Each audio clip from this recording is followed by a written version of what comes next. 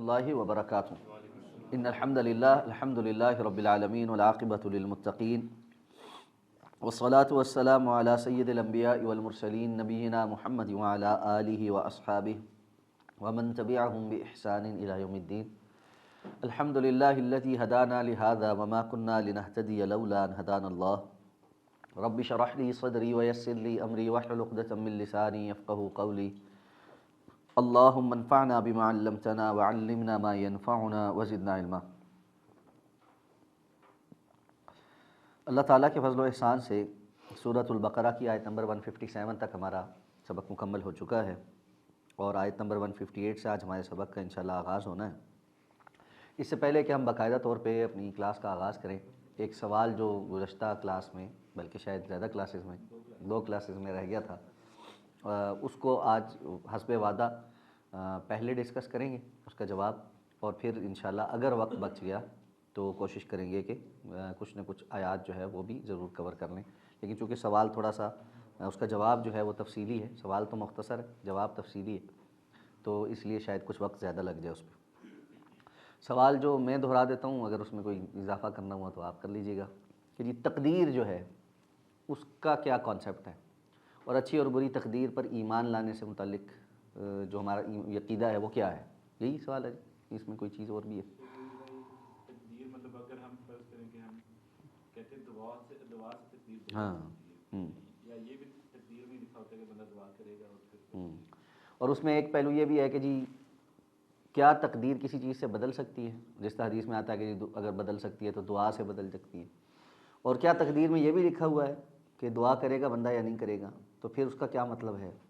اسی طرح موت کا وقت جو ہے وہ متعین ہے، لیکن ساتھ میں یہ فرمایا گیا ہے کہ صلہ رحمی سے اور صدقہ کرنے سے جو ہے وہ زندگی لمبی ہوتی ہے، تو پھر اس کا تقدیر کے ساتھ کیا تعلق ہوگا، یا اس سے متعلقہ جو چیزیں کتاب و سنت میں بیان ہوئی ہیں وہ کیا ہیں؟ سب سے پہلی چیز تو یہ کہ تقدیر پر ایمان یہ عقائد یا ایمانیات میں سے ہے۔ ایمان مفصل ہم ہمیشہ یعنی چھوٹے ہونے سے ہمیں پڑھایا جاتا ہے کہ اسلام کے بنیادی ایمانیات یا عقائد کیا ہیں۔ آمنت باللہ و ملائکتہ و رسلہ والیوم الآخر والقدر خیرہ و شرہ والبعث بعد الموت، یا والقدر خیرہ و شرہ من اللہ تعالی والبعث بعد الموت۔ یہ 6 چیزیں بنیادی ہیں جن پر ایمان رکھنا ضروری ہے۔ ان میں سے ایک چیز کیا ہے؟ والقدر خیرہ و شرہ من اللہ تعالی، اچھی اور بری تقدیر جو اللہ کی طرف سے ہے اس پر ایمان لانا۔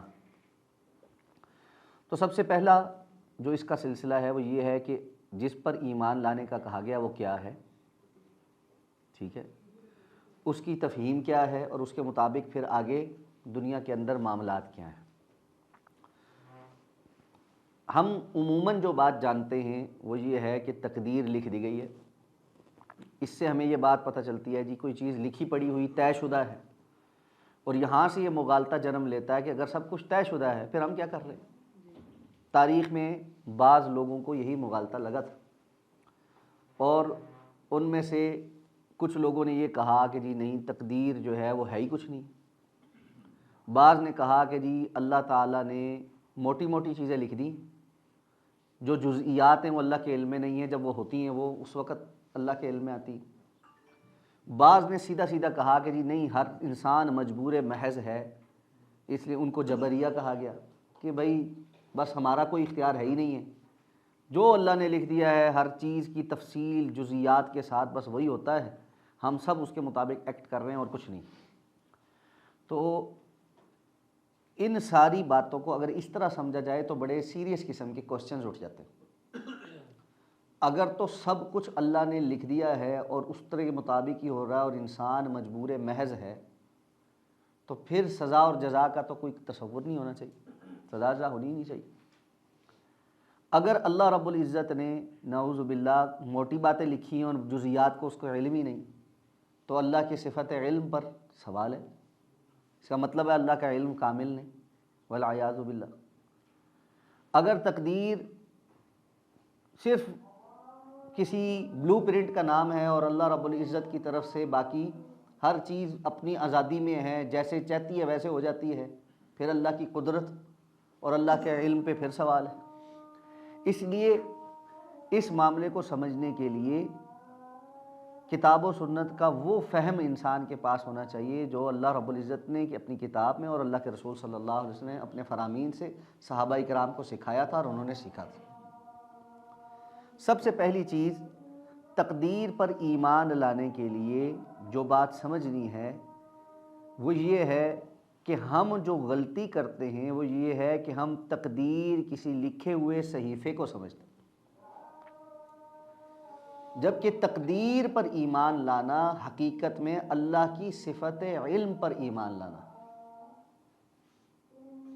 اس جواب کو ذرا توجہ سے سننا آپ نے۔ اگر آپ نوٹس لیں تو یہ بہت اچھی بات، آپ کو چیزیں آخر میں اس کو سمرائز کرنا، یاد رکھنا آسان ہوگا۔ کس کے پاس کاپی پینسل نہیں ہو موبائل پہ لے لیں، ٹھیک ہے۔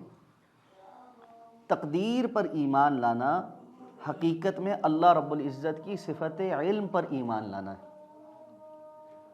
اللہ رب العزت کی صفت علم کی جب ہم بات کرتے ہیں تو اہل السنہ والجماعہ کا اللہ رب العزت کی جملہ صفات کے متعلق یہ عقیدہ ہے کہ اللہ تعالیٰ کی جملہ صفات اللہ کی شان کے لائق اور مطابق ہیں، ان میں سے کوئی بھی صفت مخلوق جیسی نہیں ہے۔ اسی لیے ہم کہتے ہیں توحید کی 3 قسمیں، توحید الربوبیہ، توحید الالوہیہ، توحید الاسماء والصفات۔ اللہ کو رب ماننے میں یکتا توحید وحدت کا اقرار کرنا کہ اللہ رب العزت جیسا کوئی اور رب نہیں، نہ خالق ہے، نہ مالک ہے، نہ رازق ہے، صرف اللہ ہی۔ توحید الالوہیہ کہ عبادت کے لائق صرف اللہ ہے، لا الہ الا اللہ، اللہ کے سوا کوئی معبود برحق نہیں۔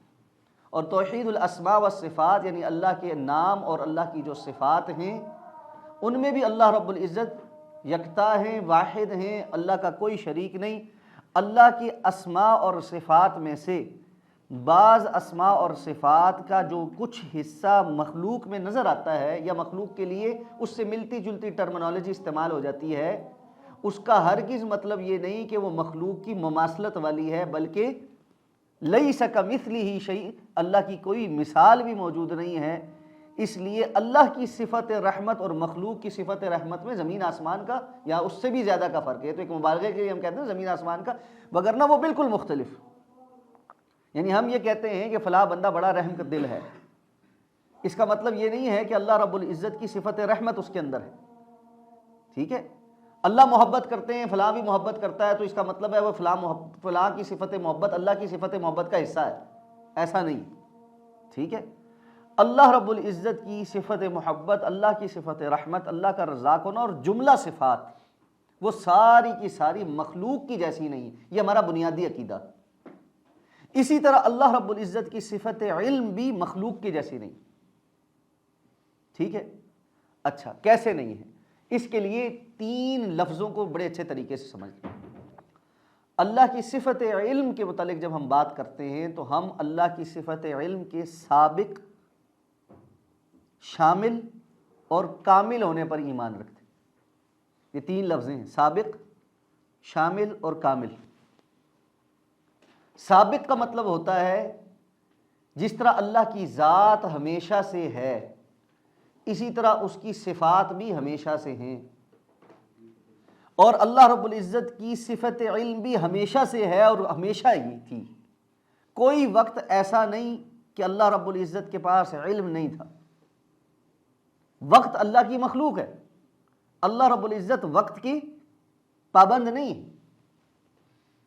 اسی طرح شامل کا مطلب یہ ہے کہ اللہ رب العزت کی صفت علم کے اندر ہر وقت ساری کی ساری معلومات، پورے کا پورا علم موجود رہا ہے، اس کے اندر کوئی چیز نیا اضافہ نہیں کرتی۔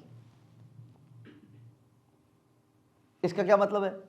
مخلوق میں کتنی چیزیں ایسی ہیں جو مجھے کل نہیں پتا تھی، آج پتا چلی، میرے علم میں اضافہ ہو گیا۔ یہ بات اللہ رب العزت کے لیے نہیں ہے۔ اللہ رب العزت کا علم سابق بھی ہے، شامل بھی ہے، اور کامل کا مطلب کیا ہوتا ہے؟ مکمل ہے، اس میں کوئی کمی بھی نہیں ہے۔ جیسے ہم کچھ باتیں جانتے ہیں اور پھر بھول جاتے ہیں، ہمارے علم میں کچھ آتا ہے اور پھر وہ غلط نکلتا ہے، ایسا کچھ نہیں۔ اللہ رب العزت کے علم کے اندر کوئی نقصان، کمی اور کوتاہی نہیں۔ اللہ رب العزت کا علم سابق ہے، شامل ہے، کامل ہے۔ اب ان تینوں کو اکٹھا کریں، اللہ رب العزت کا علم ہمیشہ سے ہے، اس کے اندر کوئی چیز اضافہ نہیں کر رہی، اس میں سے کسی چیز کا نقص نہیں ہو رہا، وہ ایک مکمل علم ہے، اللہ کی شان کے لائق علم ہے۔ اس علم کے نتیجے میں رسول اللہ صلی اللہ علیہ وسلم کا فرمان ہے، اللہ تعالیٰ نے زمین و آسمان کی تخلیق سے 50,000 سال پہلے قلم کو پیدا کیا اور اس کو حکم دیا اکتب، لکھو۔ اس نے کہا ماذا اکتب، میں کیا لکھوں؟ اللہ نے فرمایا مقادیر، ہر چیز کی تقدیر لکھو۔ وَكُلُّ شَيْءٍ عِندَهُ بِمِقْدَارٍ عالم الغیب والشہادۃ الکبیر المتعال، ہر چیز اس کے ہاں ایک مقدار کے مطابق۔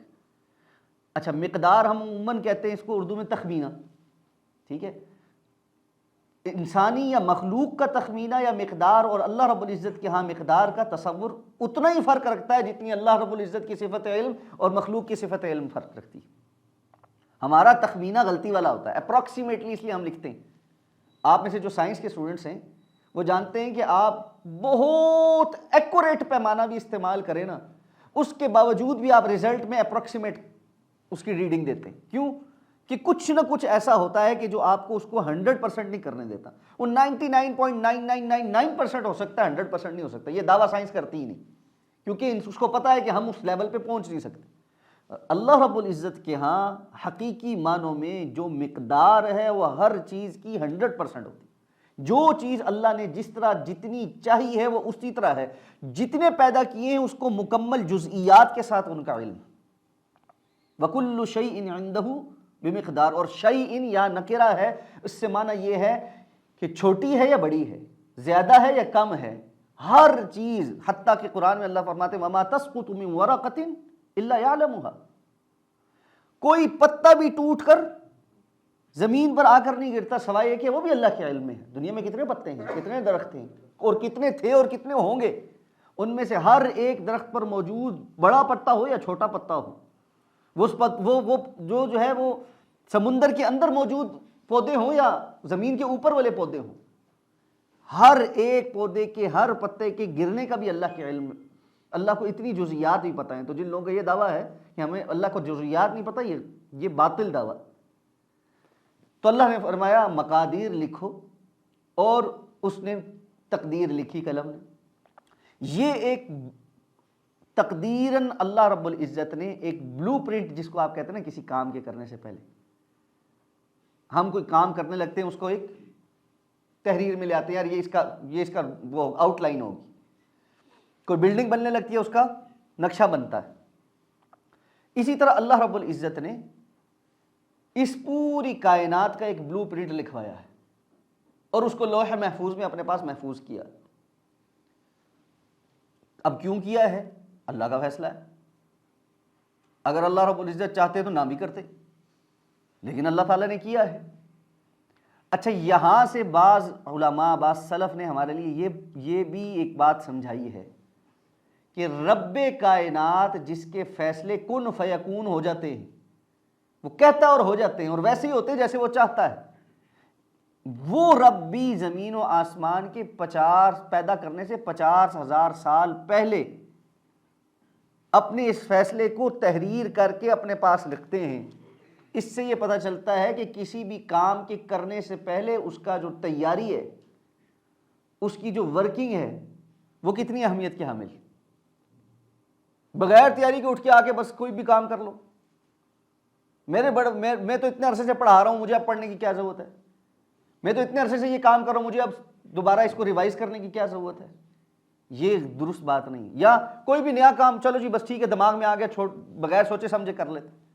کتنے لوگ ہیں وہ کاروبار کرنے لگتے ہیں بغیر سوچے شروع کر دیتے۔ آپ نے کوئی اس کا تجربہ حاصل کیا، سمجھا، دیکھا کیسے ہوتا ہے، کیا نہیں ہوتا؟ کوئی مارکیٹ سروے کی، کچھ کیا نہیں، کوئی پتہ نہیں، زندگی میں آگے چل کے کیا کرنے لگیں کوئی پتہ نہیں کیا کر رہے. تو یہ جو ہر کام کرنے سے پہلے اس کے متعلق معلومات اور اس کے مطابق اپنا ایک خطہ ڈیزائن کرنا کہ جی میں یہ کرنے جا رہا ہوں. اللہ رب العزت نے اس کل کائنات کو پیدا کرنے سے پہلے اپنے اس فیصلے کو کہ میں کائنات پیدا کرنے والا ہوں اور وہ ایسی ہوگی یہ لکھوایا ہے اور تمام تر جزئیات کے ساتھ لکھوایا ہے. اچھا اب آ کر جب ہم یہ کہتے ہیں کہ جی لکھوایا ہے, یہیں سے تو وہ بات آ گئی کہ جی لکھا ہوا ہے. ابھی تو آپ کہہ رہے تھے جی لکھا ہوا ہم غلط سمجھتے ہیں, تو پھر لکھا ہوا تو ہے. ہاں لکھا ہوا تو ہے. اب لکھا ہوا ہے تو اس کے بعد کیا ہے؟ پھر اس سے آگے پہلے کچھ باتیں سمجھنے پھر اس کو مزید وضاحت ہو جائے گی. اللہ رب العزت نے ایک ماسٹر پلان, ایک بلو پرنٹ بنا کے لوح محفوظ میں محفوظ کروا دیا ہے. اب اس کے مطابق اللہ تعالیٰ نے زمین کو, آسمان کو پیدا فرمایا اور اس کی پیدا کرنے کی ساری تفصیل قرآن مجید کے اندر ذکر فرما دی کہ 6 دنوں کے اندر آسمان و زمین اللہ نے پیدا فرمائے. فی 6 ایام ثم استوى علی العرش, پھر اللہ عرش پر مستوی ہو. پھر آسمانوں اور زمین کے اندر اللہ رب العزت کے جو احکامات ہیں وہ نافذ ہونا شروع ہوئے. زمین کے اندر اللہ نے فرمایا ہم نے 4 دنوں کے اندر اس کے مختلف نظام بنائے اور پھر یہ نظام آگے چلتے چلے جا رہے ہیں. ان نظاموں میں سے بعض وہ نظام ہیں جن کو اللہ تعالیٰ نے اپنے حکم سے ایک خاص حکم کے تحت مقرر کر دیا ہے کہ انہوں نے یہ کام کرنا ہے, وہ اس سے آگے پیچھے نہیں ہوتے. سورج ہے اس نے اپنے مدار میں چلنا ہے, چاند ہے اس نے اپنے مدار میں چلنا ہے. آج ہم کیلکولیٹ کر کے رکھتے ہیں جی ہمیں پتہ ہے, دائمی جنتریاں بن گئی ہیں, ہمیشہ کے کیلنڈر بن گئے. سال کے 1 جنوری سے لے کر 31 دسمبر تک ہر ایک دن میں سورج کتنے منٹ پر طلوع ہوگا, کتنے منٹ پر غروب ہوگا, چاند کتنے منٹ پہ طلوع ہوگا, کتنے منٹ پہ غروب ہوگا. یہ سارا کچھ ان کی جو ڈائیگرامز ہیں وہ بھی ہمارے پاس بنی ہوئی ہیں. ہمیں پتہ ہے کبھی سورج نے یہ نہیں کہا جی میں آدھا سیکنڈ لیٹ ہو رہا ہوں, میں 1.5 سیکنڈ لیٹ ہو رہا ہوں, میں 1.5 منٹ لیٹ ہو گیا ہوں, میں یہ ہو گیا ہوں. ہر چیز اپنے ایک مقرر کردہ نظام کے ساتھ اللہ کے حکم سے چل رہی ہے. جو چیز اللہ کے اس حکم کے مطابق ہے اس سے اللہ رب العزت کا کوئی سوال بھی نہیں ہے, کیونکہ اللہ نے اس کو ایک خاص نظام میں ڈال دیا. اس میں کوئی اختیار نہیں ہے, کوئی چوں چرا نہیں ہے. فرشتے بھی ایسے ہی ہیں, لا یعصون اللہ ما امرہم ویفعلون ما یؤمرون, وہ اللہ کی کوئی نافرمانی نہیں کرتے اور صرف وہ کرتے ہیں جو ان کو کہا جاتا.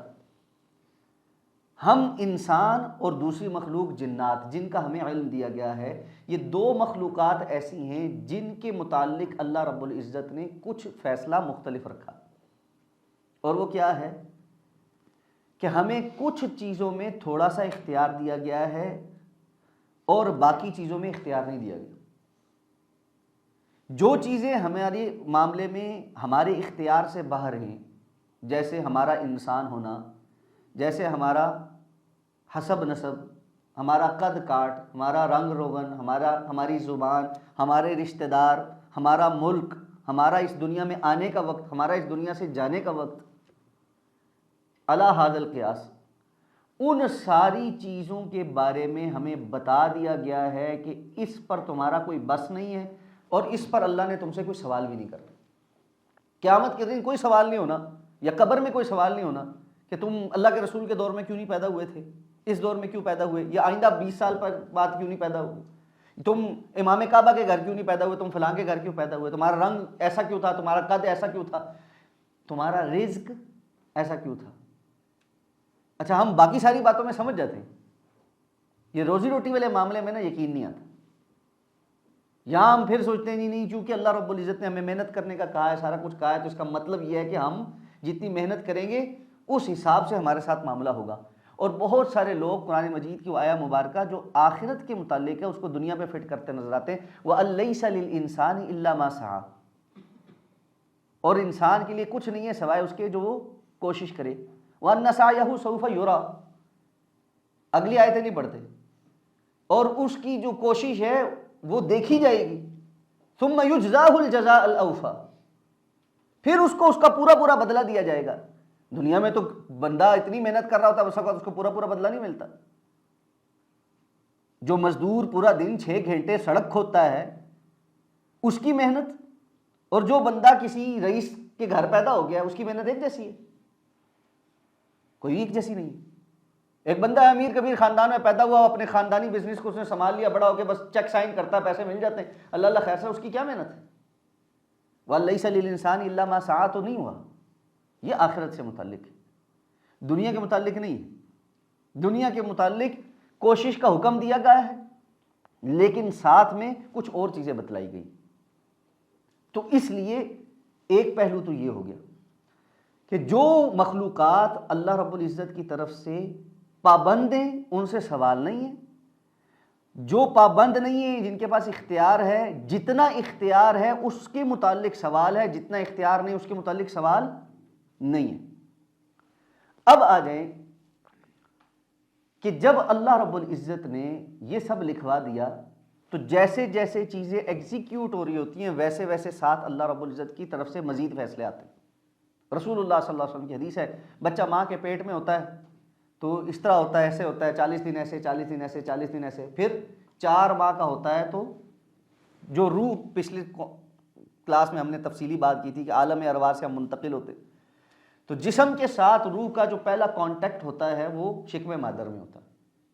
جب یہ روح لائی جاتی ہے تو وہ فیصلے بھی ساتھ لائے جاتے ہیں جو اللہ رب العزت نے اس کے متعلق کیے ہیں کہ جی یہ شقی ہوگا یا سعید ہوگا، خوشحال ہوگا یا بدحال ہوگا، اس کا رزق کتنا ہوگا، اس کی عمر کتنی ہوگی. یہ باتیں بھی اس وقت ہی لکھ دی جاتی ہیں. اچھا، اب ایک تو بلو پرنٹ پہلے تیار ہے، اس کے بعد یہ کچھ اور فیصلے بھی لکھ دیے جاتے ہیں. ان فیصلوں کے متعلق پوچھا نہیں جائے گا کہ اللہ رب العزت نے لکھ دی ہیں، میری عمر 60 ہوگی یا 70 ہوگی یا 80 ہوگی مجھے نہیں پتا، یا ابھی کل کا سانس نصیب ہوگا، اگلا سانس نصیب ہوگا، نہیں پتا. تو آنے کی ترتیب ہے، جانے کی تو کوئی ترتیب نہیں. کبھی کوئی پہلے جا رہا ہے، کوئی بعد میں جا رہا ہے، اولاد پہلے جا رہی ہے، باپ بعد میں جا رہے ہیں. اس لیے ان کے متعلق سوال بھی نہیں ہوگا. اب اللہ رب العزت نے جو چیزیں مقرر کی ہیں، ہم جانتے ہیں کہ اللہ کا علم ہے، سابق ہے، شامل ہے، کامل ہے، اس میں اللہ نے ہمارے لیے کچھ چیزیں مقرر کرنے کے بعد اللہ تعالیٰ نے اس کے متعلق ہمیں کچھ احکامات دیے. اس میں وہ چیزیں جو متعین ہیں، مقرر ہیں، لیکن ان کی طلب کے حوالے سے، ان کو حاصل کرنے کے حوالے سے اللہ رب العزت نے ہمیں کچھ کرنے کا حکم دیا ہے. مثلا رزق اللہ کی طرف سے متعین ہے، مقرر ہے، لیکن اس کو حاصل کرنے کے لیے محنت کرنے کا حکم دیا گیا. بندہ بیٹھ جائے اور کہے جی کہ رزق تو اللہ کی طرف سے متعین ہے تو میرے منہ میں آ کے خود ڈل جائے گا اور میرا کام چل جائے گا، مجھے گھر سے باہر نکلنے کی ضرورت نہیں. یہ خلاف شریعت بات ہے. اللہ رب العزت نے رزق مقرر کرنے کے ساتھ اس کے اسباب رکھے، تو ان اسباب کو اختیار کرنے کا حکم دیا ہے. بالکل اسی طرح جس طرح ہم پانی پیتے ہیں تو پیاس بجھتی ہے، کھانا کھاتے ہیں تو بھوک مٹتی ہے.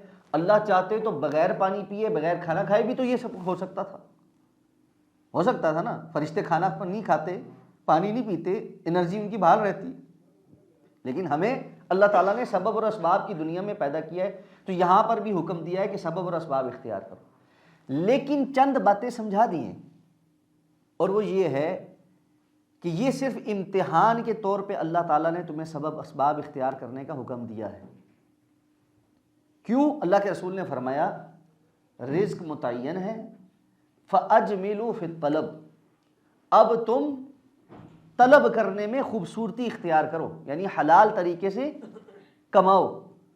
اس لیے کہ اللہ رب العزت کے ہاں فیصلہ ہو چکا ہے، رفعت الاقلام وجفت الصحف، قلم اٹھا لیا گیا اور صحیفے خشک ہو چکے ہیں. یعنی جو چیز اللہ رب العزت کی طرف سے متعین ہو چکی ہے وہ ہو چکی.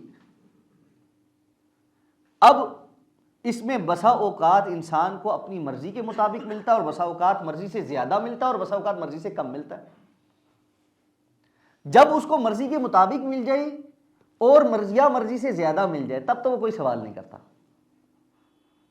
کہ بھئی میرا استحقاق نہیں بنتا تھا، مجھے کیوں مل گیا. لیکن جب مرضی سے کم ملتا ہے نا تو وہ سوال کرتا ہے تو یہ کیا بات ہوئی، میرا تو حق زیادہ بنتا تھا. تو بھائی کتنی چیزیں جو حق نہیں بنتی تھیں وہ تو بڑے مزے سے لے لی. جہاں حق تھوڑا سا نیچے ہوا وہاں فوراً سوال اٹھنا شروع ہو گئے. فَأَمَّا الْإِنسَانُ إِذَا مَا ابْتَلَاهُ رَبُّهُ فَأَكْرَمَهُ وَنَعَّمَهُ فَيَقُولُ رَبِّي أَكْرَمَنِ. اللہ مبتلا کرتا ہے، آزمائش کرتا ہے بندے کی، اگر اس کو کچھ دے تو کہتا ہے واہ واہ اللہ نے میری بڑی عزت کی. وَأَمَّا إِذَا مَا ابْتَلَاهُ فَقَدَرَ عَلَيْهِ رِزْقَهُ فَيَقُولُ رَبِّي أَهَانَنِ. اگر وہ اس کو مبتلا کرے اور اس کی رزق میں تھوڑی کمی کر دے، کہتا ہے مجھے تو ذلیل کر چھوڑا، میں تو رسوا ہو گیا، میرا تو حق اس سے زیادہ بنتا تھا، ہم نے کون سا گناہ کر دیا. یہ اللہ رب العزت کے سارے امتحان ہمارے سیدھے آنا شروع ہو گئے. اللہ رب العزت نے نعوذ باللہ ہمارا ہی گھر دیکھ لیا ہے، یہ ساری تکلیفیں ہم نے ہی سہنی ہیں. لوگ بڑا کچھ کہہ جاتے والعیاذ باللہ. تو بھائی اللہ نے فرمایا ما اصاب من مصیبت فی الارض ولا فی انفسکم الا فی کتاب من قبل ان نبرأها ان ذلک علی اللہ یسیر. کوئی بھی آزمائش نہیں آتی نہ زمین میں نہ تمہاری اپنی جانوں پر، سوائے اس کے کہ اللہ رب العزت نے پہلے سے ایک کتاب کے اندر اس کو لکھ کے رکھا ہوا، پہلے سے مقرر. اور ایسا کرنا کوئی مشکل نہیں. ان ذالک علی اللہ یسیر، یہ اللہ کے لیے بڑا آسان ہے. لیکن یہ کیا کیوں ہے؟ لِكَيْ لَا تَأْسَوْا عَلَى مَا فَاتَكُمْ وَلَا تَفْرَحُوا بِمَا آتَاكُمْ. تاکہ جو چیز تم سے رہ گئی ہے، جو فوت ہو گیا ہے تم سے، اس پر تم افسوس کر کے بالکل غم میں نہ نڈھال ہو جاؤ. وَلَا تَفْرَحُوا بِمَا آتَاكُمْ، اور نہ ہی جو کچھ ملا ہے اس پر تم آپے سے باہر ہو جاؤ. یہ آپے سے باہر ہونا میں نے اس لیے کہا ہے کہ تفرحو کا ویسے مطلب ہوتا ہے خوش ہونا، تو خوش تو ہم ہوتے ہیں ملنے پہ، لیکن ساتھ اللہ نے فرمایا واللہ لا یحب کل مختال فخور. اللہ ہر شیخی خورے فخر میں مبتلا بندے کو پسند نہیں کرتا. پتہ یہ چلا کہ یہاں پر جو ہے نا تفرح کا مطلب عام خوش ہونا نہیں ہے، بلکہ خوشی میں آپے سے باہر ہو کر فخر میں مبتلا ہو کر شیخی خورا ہو جانا، دیکھو میں نے بڑا کمال کیا. آپ تھوڑے سے دنیا میں کامیاب بندے سے بات کرنے کی دیکھیں، اکثریت ایسی ہے جو کہ میں سے بات شروع ہوگی اور میں کی لپیٹ میں ہی چلتی رہے گی. میں نے ایسا کیا اور میں نے ویسا کیا، اور میں مارکیٹ کو دیکھ رہا تھا اور میں بڑے انالیسس کر رہا تھا، اور میری یہ چیزوں میں نے اتنی محنت کی، میں 18 گھنٹے پڑھتا تھا، میں 22 گھنٹے کام کرتا تھا، میں 2 جابز کر رہا تھا، میں فلاں کر رہا تھا، ایسے تھا ویسے تھا، یہ تھا وہ تھا. یہ میں ہی نہیں ختم ہوتی. اور یہ میں قارون کے اندر بھی تھی. جب موسیٰ علیہ السلام نے اس کو کہا نا کہ اللہ نے تجھے جو کچھ دیا ہے یہ اللہ کا تجھ پہ فضل ہے، تو زکوٰۃ دیا کر، تو ساتھ کہنے لگا انما اوتیتہ علی علم، میں تو یہ سارا کچھ اپنے علم کی وجہ سے دیا گیا، یہ میری صلاحیت.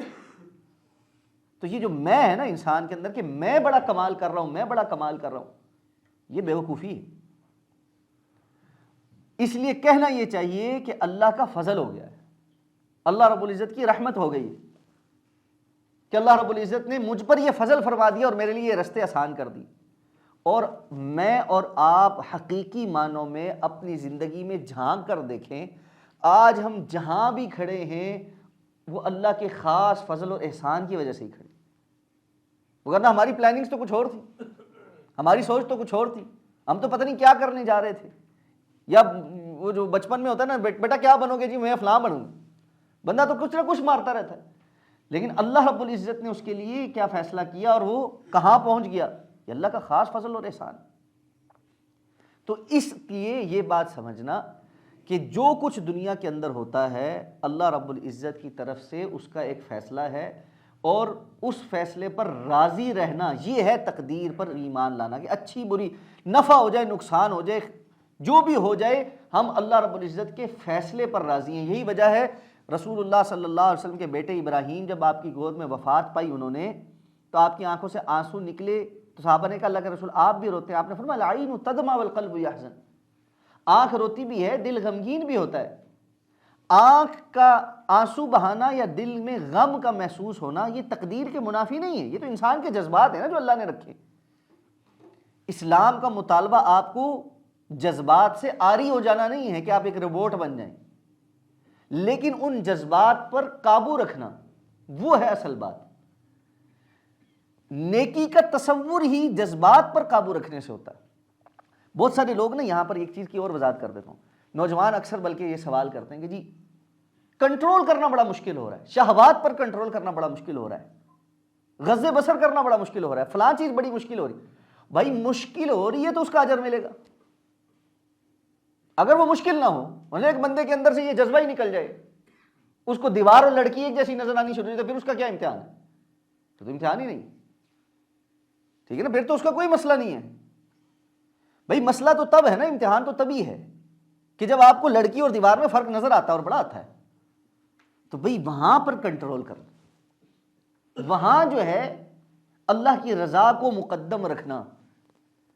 تو یہ جو معاملہ ہے نا کہ جب یہ پتہ چل جائے کہ دنیا کے اندر جو کچھ ہو رہا ہے، میرے ساتھ جو معاملات ہیں، یہ اللہ رب العزت کی طرف سے اللہ کے فیصلے ہیں، میں نے ان پر راضی رہنا ہے، تو پھر بندہ یہ کہتا ہے انا للہ و انا الیہ راجعون، یقیناً ہم اللہ کے ہیں اور اسی کی طرف لوٹ کر جانا ہے۔ یہ جملہ جو ہے نا، یہ اپنے اندر بہت بڑے معنی رکھتا ہے۔ جب بندے کو یہ یقین ہو جائے کہ جی جو گیا ہے وہ بھی اللہ کا تھا، جو میں بھی اللہ کا ہی ہوں، اور کیا ہو گیا اگر کچھ میرے سے چلا گیا، میں نے بھی تو چاہنا ہی ہے نا، کون سا ہمیشہ یہاں رہنا ہے؟ تکلیف تو تب ہوتی ہے جب میرا نقصان ہو گیا، تکلیف تو تب ہوتی ہے جب جدائی ہو گئی۔ جب بندے کو اس بات کا یقین ہو جائے نا کہ میرا جو پیارا چلا گیا ہے یا کھو گیا ہے، میں نے بھی جانا ہے اور آگے جا کے ملاقات ہوگی، پھر تو تکلیف ختم ہو جاتی ہے۔ دیکھیں آپ اپنے پیاروں کو ایئرپورٹ پہ رخصت کرتے ہوئے اتنے غمگین نہیں ہوتے جتنے قبرستان میں دفناتے ہوئے ہوتے ہیں۔ وجہ کیا ہے؟ ایئرپورٹ پہ رخصت کرتے ہوئے پتا ہوتا ہے جی یہ 10 دن کے لیے گیا ہے، 20 دن کے لیے گیا ہے، سال کے لیے گیا ہے، 2 سال کے لیے گیا ہے، بسا اوقات یہ بھی نہیں پتا ہوتا کب واپس آئے گا۔ بعض لوگ دوسرے ملکوں میں جاب کے لیے جاتے ہیں، نہیں پتا ہوتا کہ پتہ نہیں کب واپس آئے گا، لیکن ایک آس ہوتی ہے کہ یار چلو ملاقات ہو جائے گی۔ یہ یقین ادھر لے آئے نا تو بندے کو تکلیف تو ہوتی ہے، لیکن اس کی تکلیف 80% کم ہو جاتی ہے کہ میں نے بھی جانا ہے، میری بھی آگے ملاقات ہونی ہے، اس لیے کوئی پریشانی کی بات نہیں۔ نقصان ہو گیا ہے تو کیسے ہوا ہے؟ میرا اپنا نقصان ہو گیا یا اللہ نے جو دیا تھا اس میں سے کچھ چلا گیا اور وہ اللہ موجود ہے، اور میرا نقصان جو ہے وہ اگر میری تقدیر میں اس طرح لکھا ہوا تو اس طرح ہوگا، وگرنہ اللہ مجھے اس کا متبادل دے گا، میں اللہ سے دعا کروں گا۔ ابھی دعا کی طرف آتے ہیں کہ جی اس پہ کیا اس کے اثرات ہوں۔ تو یہ چیزیں سمجھ لیں کہ اللہ رب العزت نے جو کچھ طے کیا ہے اس پر راضی رہنے کا نام ایمان ہے۔ اسی لیے آپ نے فرمایا کہ رضیت باللہ ربا وبالاسلام دینا وبمحمد النبی صلی اللہ علیہ وسلم، اور ایمان کا ذائقہ بھی وہی بندہ چکھتا ہے، من رضی باللہ ربا وبالاسلام دینا وبمحمد نبی صلی اللہ علیہ وسلم، جو ان 3 باتوں پہ راضی ہو جائے۔ تو جب بندہ اس پر راضی ہو نا پھر زندگی آسان ہو جاتی، پھر مشکل نہیں رہتی۔ تو ایک تو یہ تصور پورا سمجھ لیں۔ اب اس میں وہ سوال ہے جو بھائی نے کیا ہے کہ اب ہم تو یہ بات کہہ رہے ہیں کہ اللہ رب العزت نے چیزیں طے کی ہیں، ہمارے مقدر میں فیصلے ہو چکے ہیں، تو اب اس میں دعا کا کیا عمل دخل ہے؟ کیا تقدیر میں کچھ چیزیں تبدیل بھی ہو جاتی ہیں یا نہیں ہو جاتی؟ اور جب یہ حدیث میں کہا گیا ہے کہ جی اگر کوئی چیز تقدیر کو بدل سکتی ہے تو وہ دعا ہے، تو ہم کیا دعا کر کے اپنی تقدیر میں کچھ بدلوا سکتے ہیں؟ اور کیا اللہ کو یہ پتہ ہوتا ہے کہ اس نے دعا کرنی؟ تو سب سے پہلی بات تو یہ ہے کہ یہ بات ذہن میں رکھیں، یقیناً اللہ رب العزت کو بندے کے ہر فعل کا پتہ ہے، ہر فعل کا پتہ ہے، اور اللہ رب العزت نے اس کے لیے ایک چیز مقرر کی ہے، اس کے بعد اس کو یہ اختیار دیا ہے کہ وہ اللہ رب العزت پر ایمان لائے یا نہ لائے، اما شاکرا و اما کفورا فالہمہا فجورہا و تقواہا۔ اللہ نے اس کے اندر الہام کیا ہے، اس کی نیکی بھی اور تقوی بھی، ریسیپٹرز رکھے۔ اب وہ کس کو قبول کرتا ہے، کس کو کیچ کرتا ہے، کس پر سوچتا ہے، اور اس کے مطابق شکر گزار ہوتا ہے یا کفران کرتا ہے۔ اب ایک بندہ شکر گزار بن کے ایمان لا کر اپنی زندگی میں چلنا شروع ہوا، یہاں پر آ کر اس کو محسوس ہونا شروع ہوا کہ جی فلاں چیز ٹھیک نہیں ہو رہی، مثلا کاروبار ٹھیک نہیں چل رہا، یا اس کی زندگی میں فلاں رشتہ ٹھیک نہیں چل رہا، یا وہ اولاد کے اندر دیکھ رہا ہے کہ جی کچھ کمیاں کوتاہیاں ہیں، یہ ان کی اصلاح نہیں ہو رہی۔ اب وہ اللہ تعالیٰ سے دعا مانگنی شروع کرتا ہے۔ تقدیر میں وہ دعا کرے گا، اللہ رب العزت کو اس بات کا بھی علم ہے، لیکن کرنی اس نے ہے۔ علم ہونا اللہ رب العزت کی صفت علم کی وجہ سے ہے۔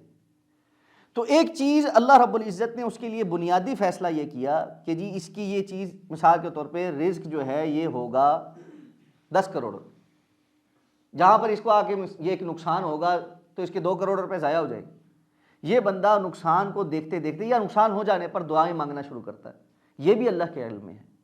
اللہ رب العزت اس کی دعاؤں کی وجہ سے اس کے رزق کو بڑھا کر 12 کر دیتے، یہ بھی اللہ کے علم میں ہے۔ اور آخری جو فیصلہ ہے وہ ہے جو اللہ کے رسول نے دوسری حدیث میں بیان کیا، لن تموت نفس حتی تستکمل رزقا، کوئی نفس اس وقت تک مرے گا نہیں جب تک اپنا رزق مکمل نہ کر لے۔ اس کی آپ یہ بات ایک مثال میں ویسے آپ کے سامنے چھوٹی سی رکھ دیتا ہوں، جیسے ایک بیسک سیلری ہوتی ہے، اس کے اوپر الاؤنسز لگتے ہیں، اس کے اوپر آپ کو کوئی بونس مل جاتا ہے، ٹھیک ہے، کوئی آپ نے کارکردگی اچھی دکھائی آپ کو بونس دے دیتے ہیں، زیادہ پروفٹ ہو گیا آپ کو بونس دے دیتے ہیں، لیکن آپ کی ایک بیسک سیلری ہوتی ہے۔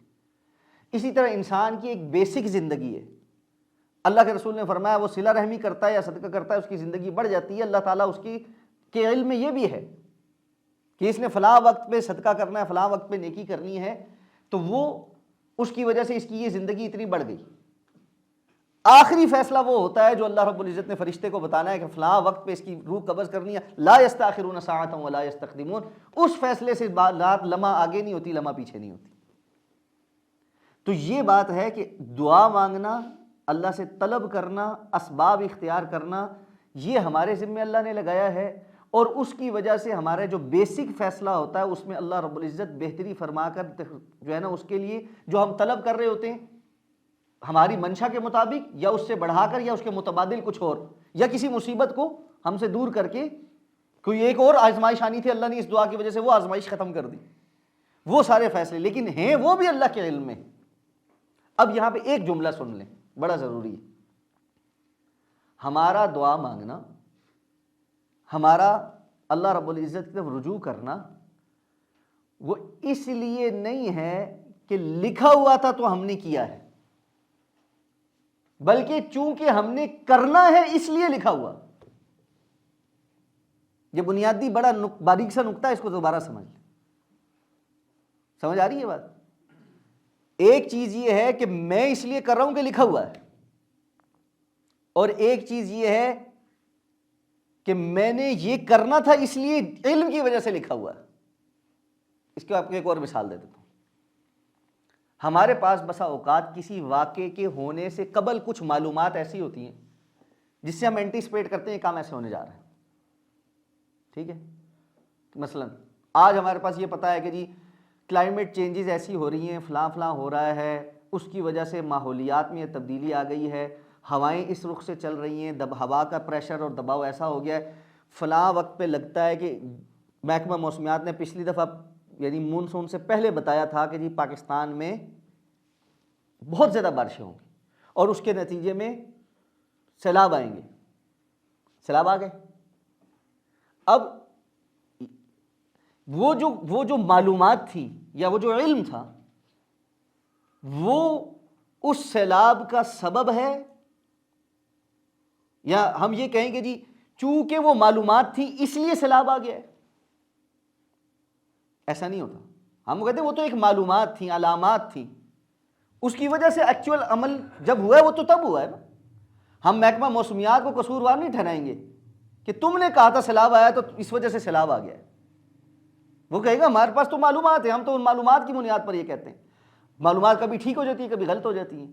ہم پہلے کہہ چکے ہیں اللہ کا علم سابق شامل کامل ہے، اس لیے اللہ رب العزت کے علم میں کبھی بھی غلطی نہیں ہوتی، وہ جیسا ہے ویسا ہی سب کچھ وقوع پذیر ہوتا ہے۔ صرف بات یہ ہے چونکہ ہم نے ایسا کرنا تھا اس لیے بنیادی طور پر وہاں پر ویسے ہی لکھا ہوا ہے۔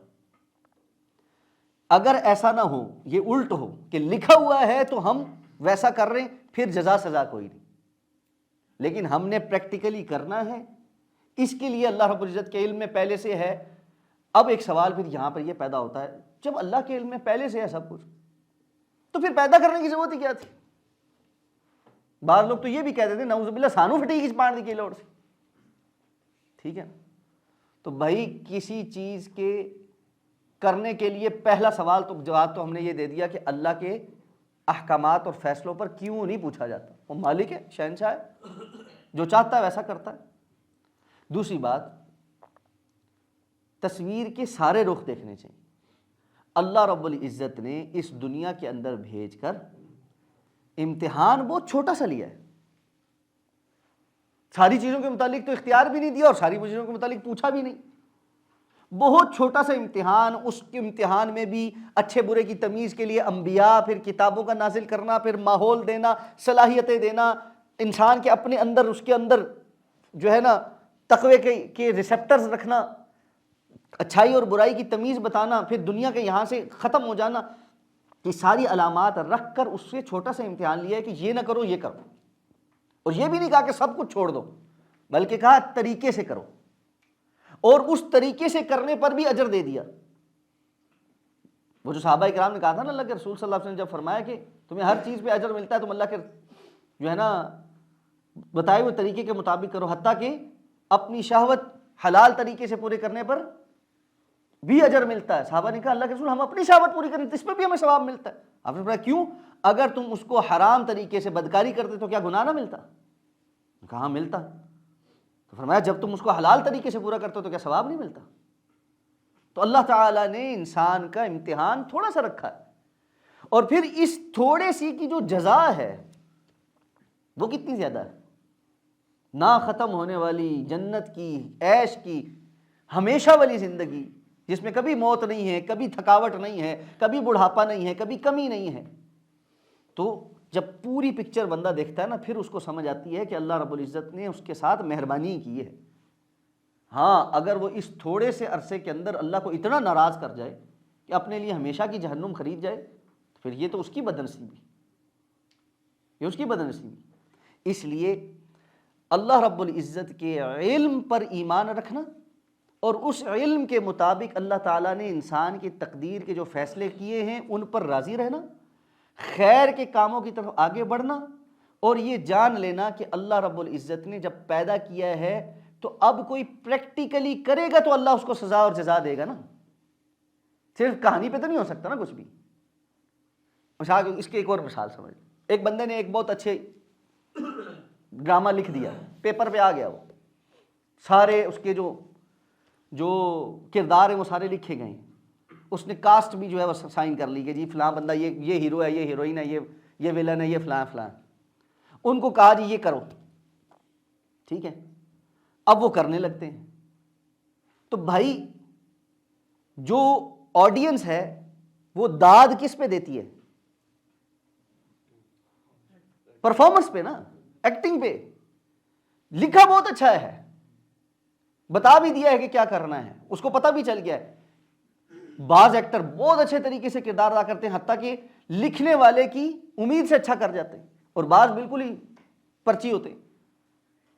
لیکن داد کس پہ ہے؟ کرنے پر نا. جب موقع پہ وہ کرے گا تو پھر بات ہوگی نا، اس کے علاوہ تو نہیں ہوگی. اسکرپٹ تو اسکرپٹ ہے. تو بھائی اللہ نے جو تقدیر لکھی ہے، جو بلو پرنٹ تیار کیا ہے، وہ تو بلو پرنٹ ہے، اس کے مطابق سب کچھ ہوتا ہے، اس لیے کہ اللہ کا علم سابق شامل کامل ہے. لیکن ہوتا تو تب ہے نا جب بندہ خود کرتا ہے. بندہ جب کرتا ہے اس سے اس کا پہچان بنتی ہے، اور اس پر ہی اللہ رب العزت اس کو سزا اور جزا دیں گے. اب یہاں پر ایک اور چیز بھی سمجھ، کس بندے کے اوپر کتنی حجت تمام ہوئی، کس کو کتنے مواقع میسر آئے، اور کس کے لیے کتنے دین پر عمل کرنا آسان تھا اور کتنا مشکل تھا، یہ پیمانہ ہمارے لیے ناپنا مشکل ہے، اللہ کے لیے نہیں. ہمارے لیے مشکل ہے، اللہ کے لیے نہیں. اس لیے بسا اوقات ہم دیکھتے ہیں کہ بعض انتہائی کبیرہ گناہ کے مرتکب لوگوں کے متعلق بھی احادیث میں آیا کہ ایک عمل کیا اور معافی ہو گئی. دیکھیں ہمارا عمومی ایک سوچ یہ ہے کہ حقوق العباد معاف نہیں ہوں گے. یہی بات ہے نا، عام طور پہ یہی کہا جاتا ہے کہ حقوق العباد معاف نہیں ہوں گے. صحیح بخاری کی حدیث اٹھائیں، 99 بندوں کا قاتل جا کے مسئلہ پوچھتا ہے، اس کو کہتا ہے وہ کہ تو کدھر توبہ، وہ 100واں بھی کر دیتا ہے، سینچری پوری. اب بھی اندر سے خیال آ رہا ہے، پھر جا کے کسی عالم سے پوچھتا ہے، وہ اسے کہتا ہے اچھا بھائی ٹھیک ہے، توبہ استغفار کرنے کے لیے نا تم یہاں رہ کے توبہ نہیں کر سکتے، تمہارے ارد گرد تمہارے جیسے ہی لوگ ہیں، اپنی سوسائٹی بدلو، حالات بدلو گے تو توبہ پہ ثابت قدم رہ سکو گے. یہ بات سمجھ لیں. اکثر لوگوں کا مسئلہ یہ ہے، دل میں خیال ہے کہ فلاں گناہ چھوڑنا ہے، فلاں غلط کام چھوڑنا ہے، لیکن دوستیاں چھوڑنے کو تیار نہیں. ماحول چھوڑنے کو تیار نہیں. یہ لائن ڈرا کرنی پڑے گی تب جا کے جان چھوٹے گی, ورنہ نہیں چھوٹے گی. اب وہ چل پڑا, اور حدیث آپ نے متعدد بار سنی ہے, راستے میں موت ہو گئی, اور موت بھی اللہ کی طرف سے اس کے لیے ایک علیحدہ حکم آیا ہے, استثنائی حکم آیا ہے. جو اللہ نے اصول رکھا ہے وہ یہ ہے کہ فرشتے ناپیں, جنت جہنم کے فرشتے آئے ہیں, جس طرف اگر سفر کر رہا تھا وہ سفر زیادہ ہو تو جنت والے لے جائیں, جتنا سفر رہ گیا تھا وہ تھوڑا زیادہ ہو تو جہنم والے لے جائیں. اور ساتھ میں اللہ کے رسول نے کیا فرمایا, زمین کو اللہ نے حکم دیا کہ جو سفر اس نے طے کیا تھا وہ ایک بالشت زیادہ ہو جائے, اور جدھر کو جا رہا تھا وہ ایک بالشت کم ہو جائے, اس لیے کہ وہ مرتے ہوئے بھی نا ایسے آگے گرنے کی کوشش کر رہا تھا, اتنی خالص اس کی نیت تھی. اب مجھے بتائیں, اس بندے نے نہ کوئی نیکی کی, کچھ اور بھی نہیں کیا, یہ حقوق العباد کا بدلہ کدھر سے دے گا؟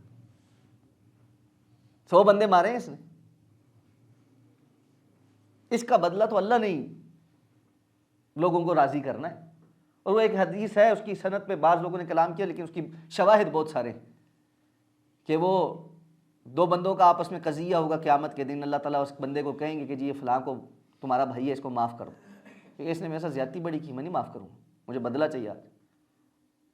اب وہ اللہ تعالیٰ اس کو ایک منظر دکھائیں گے, جنت کا ایک محل ہوگا بڑا حسین و جو ہے نا جمیل محل ہو, تو یہ دیکھے گا حیران رہ جائے گا. اب اللہ یہ اس کو دیکھنے میں محو ہوگا, اللہ اس سے سوال کریں گے کہ کیسا ہے, کہے گا یا اللہ کیا کمال ہے. تو سوال ہوگا کہ یہ کس کا ہے, کہے گا کسی بہت ہی خوش قسمت آدمی کا ہوگا, اتنا حسین محل. اللہ تعالیٰ فرمائیں گے یہ تمہارا ہو سکتا ہے. یہ حیران ہو کے کہے گا کیسے ہو سکتا ہے. اللہ تعالیٰ فرمائیں گے اگر تو اپنے اس بھائی کو معاف کر دے تو. وہ کہے گا یا اللہ میں فوراً معاف کرتا ہوں, اتنا حسین محل مل رہا ہے تو بس ٹھیک ہے, بات ہی ختم. تو کچھ لوگوں کے کیس اللہ نے بھی لڑ لینے, کیونکہ ان کے توبہ, ان کے عمل کی صداقت اتنی زیادہ ہوگی کہ اللہ رب العزت نے انہوں نے جو لوگوں پر ظلم کیے ہیں یا کچھ زیادتیاں کی ہیں, ان کا مداوع بھی اللہ ہی کر سکتا ہے, بندہ تو کوئی نہیں کر سکتا. تو اس لیے احادیث میں جو الفاظ ہیں نا, بعض وہ جو فاحشہ خاتون تھی, کتے کو پانی پلایا اور جنت میں چلی گئی. ایک بندہ گزر رہا ہے اور ٹہنی اس نے کاٹی ہے جو راستے کے اندر لوگوں کے لیے تکلیف کا سبب بن رہی تھی, اور اس کو جنت مل گئی. تو کچھ اعمال کا اخلاص ایسا ہے کہ اللہ جانتے ہیں کہ وہ لوگ کن حال میں, کن احوال میں ہیں, یہ زندگی ان کے اوپر کیسی تھی, اور کب ان کو کیا موقع میسر آیا جس میں انہوں نے وہ نیکی کر لی.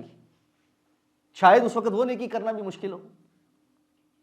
اس لیے یہ جو معاملات ہیں نا, ان میں اللہ رب العزت کے فیصلوں پر معاملات کو چھوڑ دینا چاہیے. ہمارا کام یہ ہے کہ پریکٹیکلی ہم جب دنیا میں موجود ہیں, جو کرنے کا حکم دیا ہے وہ کریں. اور اس میں معاملہ کیا ہے, جس رزق کا اللہ نے وعدہ لیا ہے کہ اس کے لیے اجملوا فی الطلب, اچھے طریقے سے بس طلب کرو, جو اسباب میں ان کو اختیار کرو, باقی جو میسر آنا ہے وہ تمہیں آ کر رہنا ہے. ساری دنیا جمع ہو جائے تمہیں کوئی فائدہ پہنچانے کے لیے نہیں پہنچا سکتی, الا وقد کتب اللہ لک, سوائے اس کے جو اللہ نے تمہارے لیے لکھا ہے. ساری دنیا جمع ہو جائے, الا ان یضروک بشیء, تمہیں کوئی نقصان پہنچانے کے لیے نہیں پہنچا سکتی سوائے جو اللہ نے تمہارے لیے لکھ دیا ہے. تو یہ تو اللہ کے وعدے ہو گئے, لیکن مغفرت کے لیے اللہ نے کوئی وعدہ نہیں کیا کہ میں سب کو دوں گا. مغفرت اسی کو ملے گی جو مانگے گا, ہدایت اسی کو ملے گی جو مانگے گا.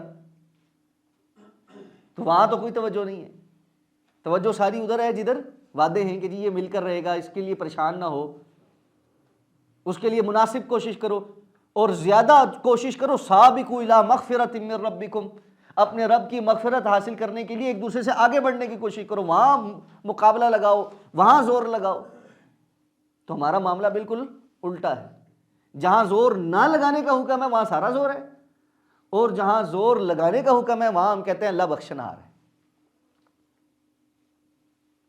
اور احادیث تو متعدد ہیں. اللہ کے رسول صلی اللہ علیہ وسلم فرمایا, اللہ تعالیٰ فرماتے ہیں آدم کے بیٹے تفرغ لی عبادتی, میری عبادت کے لیے فارغ ہو.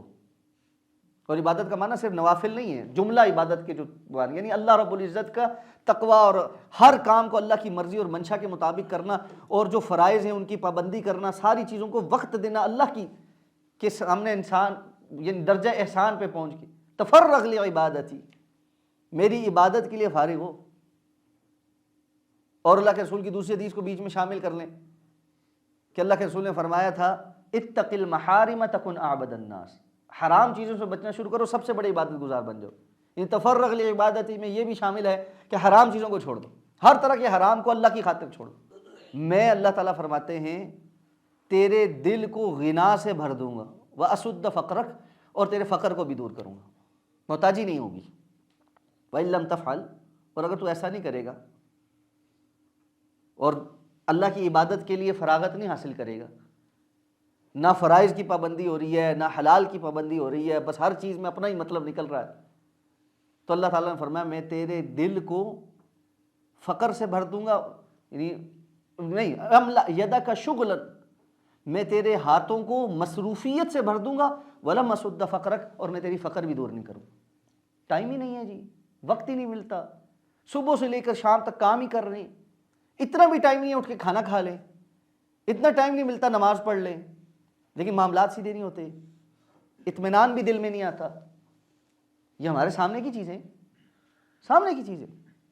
اس لیے اس طرف توجہ کہ دنیا دارالامتحان ہے، اس دارالامتحان میں اللہ کے فیصلے نافذ ہیں، ان اللہ کے فیصلوں کے نافذ ہونے اور ان کو ماننے میں ہی انسان کی نجات ہے، اور اپنے دنیاوی معاملات کے لیے اللہ پر یقین اور بھروسہ اور اللہ کی تقدیر کے فیصلوں پر ایمان لاتے ہوئے اللہ سے دعا کرتے ہوئے ہم نے چلنا ہے۔ اللہ رب العزت ہمارے لیے آسانیاں پیدا فرما دیں گے، اور جہاں کوئی چیز ہماری مرضی اور منشا کے مطابق نہ ہو اس پہ بھی راضی رہنا ہے، اور جہاں مرضی اور منشا کے مطابق ہو جائے یا اس سے زیادہ بہتر ہو جائے وہاں پر بھی شکر گزار بن کے رہنا ہے۔ تو یہ ہماری تقدیر پر ایمان کا نتیجہ نکلتا ہے۔ تو پھر جس کا ایسا ایمان ہو وہ سٹریس کا مریض ہو سکتا ہے، اس کو نفسیاتی الجھنیں ہو سکتی ہیں، اس کے اندر کوئی غم کے پہاڑ ہو سکتے ہیں، وقتی طور پہ تکلیف ہونا یہ ایک علیحدہ بات، لیکن ایک چیزوں کے غم کا پہاڑ اس کے اوپر آ جائے یہ نہیں ہو سکتا۔ تو جب جب ایمان مضبوط ہوگا ویسے ویسے یہ سارے معاملات آسان ہوں گے، اور اگر معاملات اس کے برعکس ہیں تو اس کا مطلب یہ ہے کہ ایمان کمزور ہے، اور خاص طور پہ تقدیر پر ایمان کمزور ہے، خاص طور پہ تقدیر پر ایمان کمزور ہے۔ اس لیے تقدیر پر ایمان لانا یہ انسان کے لیے دنیا کی زندگی کو آسان بنانے کا سب سے بڑا ذریعہ، دنیا کی زندگی کا سب سے آسان۔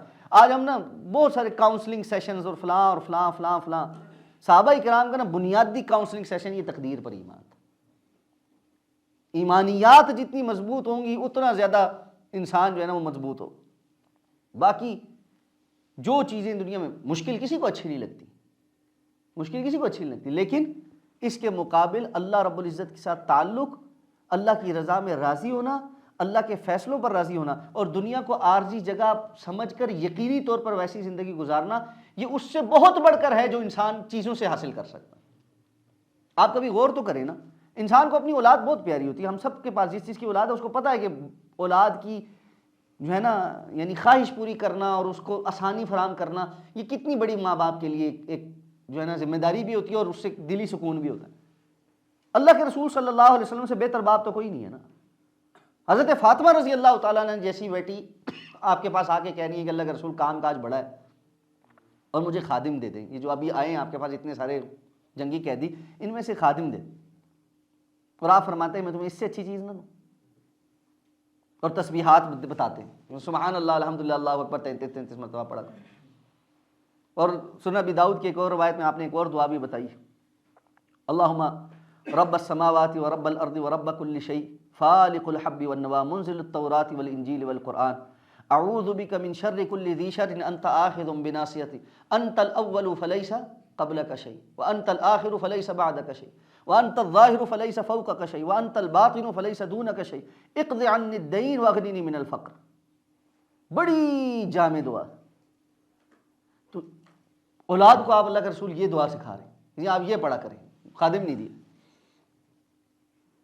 اولاد بھی جو یعنی ساری اولادوں میں سے ایک ہی اولاد بچی، سارے فوت ہو گئے، حضرت فاطمہ ہی بچی صرف، اور وہ بھی کہ جن کے لیے آپ اٹھ کر استقبال کرتے تھے، چادر بچھاتے تھے، ماتھے پہ بوسہ دیتے تھے، اور کبھی ان کی زندگی میں کوئی تکلیف آتی تھی تو ان کے گھر جا کر جو ہے نا وہ جا کے وہ اس مسئلے کو حل کرتے تھے۔ لیکن یہاں پر کہہ رہے ہیں کہ جی یہ پڑھو. پتہ ہے کہ جی اصل کیا ہے. اس لیے نا یہ اصل جو ہے نا اس کی طرف توجہ. لیکن ایک بہت بڑا مسئلہ ہمارا یہ ہے، ہم جس دور میں پیدا ہوئے ہیں وہ دور ایسی مادیت پرستی کا ہے، ایسی میٹیریلزم کا ہے، جس میں یہ بات سمجھنی اور پھر اس کے مطابق عمل کرنا بہت ہی اوکھا. یہ بہت بڑا امتحان تھا. آپ سمجھ لیں، آپ کر لیں، آپ اس کے مطابق عمل کرنے لگے، آپ کے گھر والے نہیں کرنے دیتے. بیوی کہے گی مولوی صاحب سے کون سا فلسفہ تم پڑھ کے آ گئے، تمہارا دماغ ٹھیک ہے، معاشرے میں رہنا نہیں ہے، جینا نہیں، تقاضے نہیں پوری کرنے. آپ کی اپنی اولاد آپ کی مخالف ہو جائے گی. آپ کے ارد گرد سے لوگ آ کر آپ کو کہیں گے یار تم پاگل ہو، دنیا ساری یہ بیوقوف ہے جو یہ سب کام کر رہی ہے، تم نے جینا نہیں، کام نہیں کرنا. اب آپ خود سوچیں، دنیا کی زندگی ویسے اس کا ٹائم گزارنا اتنا اوکھا نہیں تھا جتنا ہم نے اوکھا بنا لیا اپنے اس ٹیکنالوجی کے نام پہ. آج سے 200 300 400 500 چلو 1000 سال پہلے جو لوگ جیتے تھے ان میں سے عمومی ایک تو ہے نا وہ جو جنگیں لڑتے تھے، جو بادشاہتیں بنا رہے تھے، یہ کر رہے تھے، یہ تو تھوڑے سے لوگ تھے نا. باقی لوگ کیا کر رہے تھے؟ باقی لوگ اپنی چھوٹے موٹی جو گزر بسران کا کام تھا، ایک کچا مکان بناتے تھے چھت چھپانے کی، موسمی اثرات سے محفوظ رکھنے کی جگہ، جہاں پر وہ جا کر آرام کرتے سوتے سارا کچھ.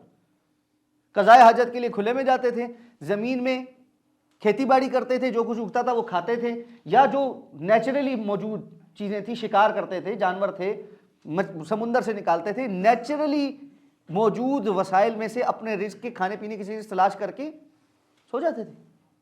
ان کو ویسی بیماریاں بھی نہیں تھیں جیسی ہمیں ہیں، ان کو ایسے مسئلے بھی نہیں تھے جیسے ہمیں ہیں. ایک محلے میں جہاں کوئی کمیونٹی میں رہتے تھے 100 200 250 لوگ، قبیلے کے لوگ آپس میں بیٹھ کے ایک دوسرے کے مسئلے بھی حل کر لیتے تھے، باتیں بھی سن لیتے تھے، سنا بھی لیتے تھے، وقت بھی بہت ہوتا تھا. کیا فرق تھا ان کو زندگی میں؟ کیا مسئلہ تھا ان کو؟ اور اگر آج ہم نے ساری دنیا کو گلوبل ولیج بنا کر وہ آسٹریلیا کے فجی کے کونے سے ہونے والے پتہ کھڑکنے سے لے کر نارتھ امریکہ تک کی ساری خبریں اپنے پاس اس ڈیٹے پہ لے لی ہیں، تو ہم نے کیا کمال کر لیا ہے؟ یا ہماری زندگی میں اس سے کیا فائدہ ہو گیا؟ میں اڑ کے جاتا ہوں فلاں جگہ فلاں جگہ، نہ جاؤں تو کیا ہوگا؟ وہ ڈاکٹر حمار لکھوی صاحب کا وہ بڑا مشہور کلپ ہے کہ ایک بندہ جو ہے وہ نہ پرالی پہ سویا ہوا تھا. یہ جو گنا ہوتا ہے نا، گنے کی جب فصل آپ وہ کر دیتے ہیں تو اس کی جو باقی چیزیں بچتی ہیں نا وہ پرالی سی ہوتی ہے، یا یہ جو چاول کی جو جب اس کو جھاڑتے ہیں چھٹک دیتے ہیں تو اس کے اندر جو بچتا ہے وہ پرالی، تو وہ ڈھیر پڑا ہوا تھا اور وہ اس کے اوپر آرام سے سویا ہوا تھا. تو ایک فلسفی صاحب آیا اور اس نے آگے کہا کہ چودھری کی کر رہے ہیں؟ انہوں نے کہا کی ہویا؟ انہوں نے کہا تو کی کر رہے ہیں؟ انہوں نے کہا بس اتنے بیٹھے ہیں. انہوں نے کہا اٹھ کوئی کام شم کریا کر. انہوں نے کہا اچھا کم شم کریا کر؟ انہوں نے کہا ہاں کم شم کریا کر. انہوں نے کہا پھر کیا ہو؟ پھر کیا ہوگا؟ انہوں نے کہا تیرے کو پیسے آ جاؤ گے. انہوں نے کہا اچھا پیسے آ جاؤ گے؟ انہوں نے کہا ہاں پیسے آ جاؤ گے. انہوں نے کہا پھر کیا ہو؟ پیسے جب آ جائیں گے پھر کیا ہوگا؟ انہوں نے کہا تو وہ دن گھر بنا لیں. انہوں نے کہا اچھا گھر بن گیا پھر کیا ہو؟ انہوں نے کہا جب تیرے کو گھر آ جائے گا تو اس گھر جا کے آرام نال سوئیں. انہوں نے کہا اچھا میں گھر بنا لئی اس کے بعد سو گیا تو پھر کیا ہو؟ انہوں نے کہا تینوں سکون آئے گا، تو آرام سکون نال سوئیں گا. انہوں نے کہا میں اتنے پرالی تے بھی سکون نال سویا. تو اصل بات میں آپ کو سچ بات بتاؤں، سچ بات یہ ہے، کبھی غور کریں ویسے ٹھنڈے دل کے ساتھ بیٹھ کے کہ جتنی دوڑ ہم لگا رہے ہیں اس کے بعد ہے کیا ہے؟ پھر کیا ہو؟ آپ دسترخوان پہ بیٹھے ہیں، روٹی کھائیں، کتنی دیر کھائیں؟ رمضان میں روزہ کھلتے ہوئے لگتا ہے سارا دسترخوان ہم نے لپیٹنا ہے. 2 پانی کے گلاس چڑھانے کے بعد بندے کو پکوڑا دیکھنے کو بھی دل نہیں کرتا.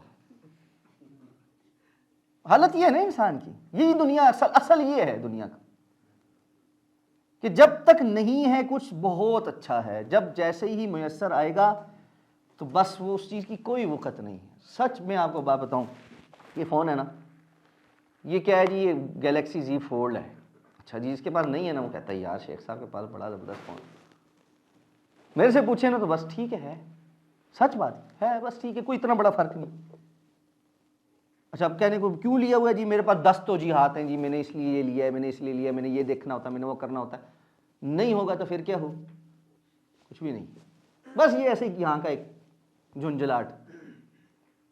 تو اصل زندگی آسان تھی، ہم نے مشکل بنائی، اور وہ آسان ایسے تھی کہ کن فی الدنیا کأنک غریب و عابر سبیل، دنیا ایسے گزارو جیسے کہ تم یہاں اجنبی ہو یا ایک مسافر ہو۔ یسألونک ماذا ينفقون قل العفو، اللہ کے رسول آپ سے پوچھتے ہیں یہ کیا خرچ کریں، آپ ان کو کہیں ضرورت سے اوپر سب کچھ خرچ کر دو۔ اور ضرورت کیا ہے؟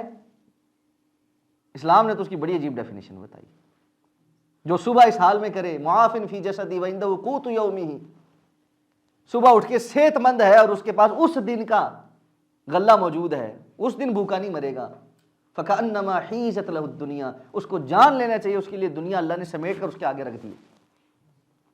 اور بڑی خوبصورت بات میں اس دن مسجد میں بھی ذکر کی، میں نے پڑھی، مجھے واقعتاً ہلا کے رکھ دی اس بات۔ کسی نے کہا 2022 گزر گیا ہے، اگر پچھلے پورے ایک سال میں کوئی ایک رات بھی ایسی نہیں گزری یا دن ایسا نہیں گزرا جس میں آپ بھوکے سوئے،